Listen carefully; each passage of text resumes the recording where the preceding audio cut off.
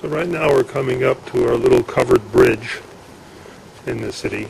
It's a nice little bridge. It brings you into another small part of the town. Again, an older part of the town, which is very interesting. Each of these, okay, they're making a renovation of this really old actually hotel. But what I was saying is that each part of, let's say each bridge, get this right eventually, each bridge separates a separate section of the old town, and people always say that they had their own character and that they were more or less, I don't know if they would say they were actually rivals, but in a way, I guess, because they each had their own very, very particular character. And one says that in the Middle Ages they even had their own dialects. So that's an interesting little bit. I'm certain that you needed to know that. But, you know, I'm walking along. I'm the one who's leading this vlog right now. So let's go through that bridge. As you can see, cars still go through it. On all of the three bridges in the old town, cars go through, and it's pretty tight at times. Okay, now I'm just being overtaken by the bus. Makes it even more tight. But as you see, they don't stop for us.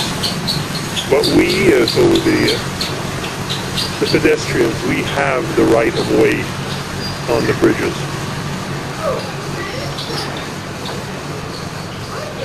There. That's pretty well situated, and at least for this part of town, well-known place to come and take a drink. I don't know if it's all that well-known as far as the food goes, but, you know, people come in the old town for the atmosphere very much. Okay, enough of that for the moment.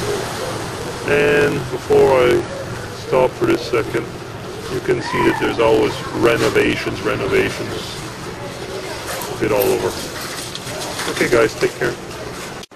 Okay, a quick one about this part. So, okay, there's a fountain over there. I don't know if it's a particular fountain. Really old house that the sun is going to stop us from getting a decent view. Maybe not. There's some things that are built into the stones over there, but the sun's playing tricks on us over here. And I'm showing you that bridge over there. That's a rather infamous bridge over here. It has been used for, I would say, suicides quite a few times. They put extra gates. I don't know if we can see. I think we can actually. But you know, if somebody really wants to commit suicide, he does. And if you jump off of that bridge onto the stones, you know, that's it. Sadly enough, for some reason or another, there's a lot of suicides in Switzerland.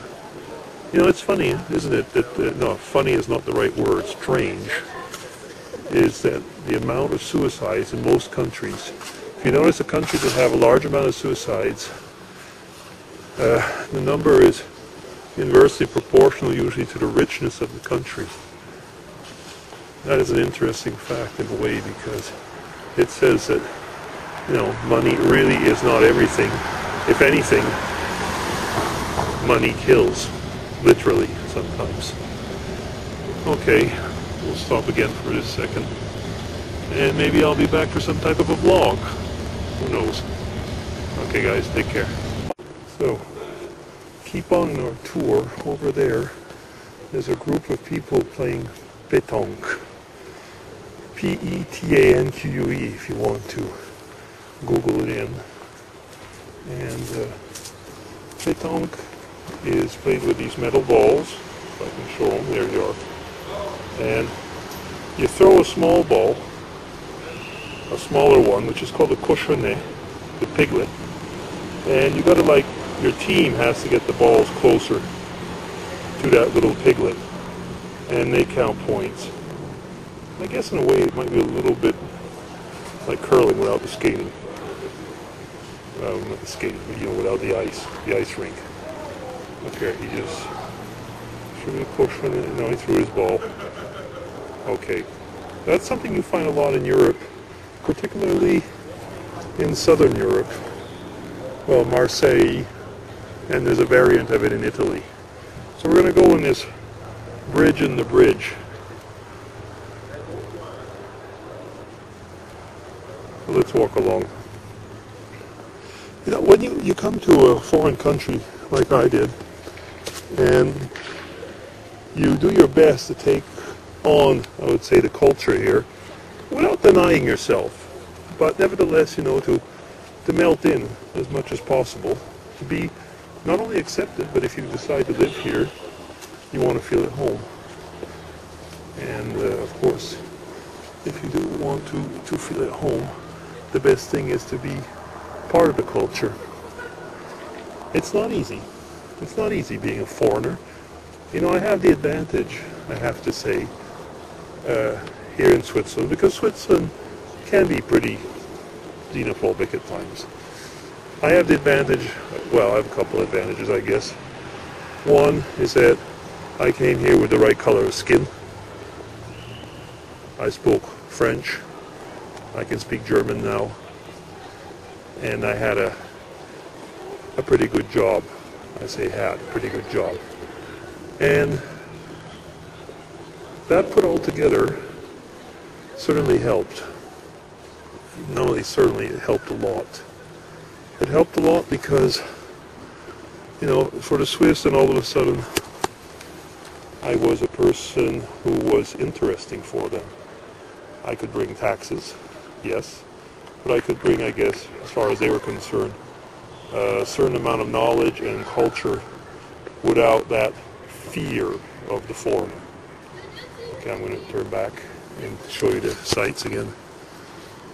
And that is probably part, maybe, of the vlog that I'm bringing along now, is fear.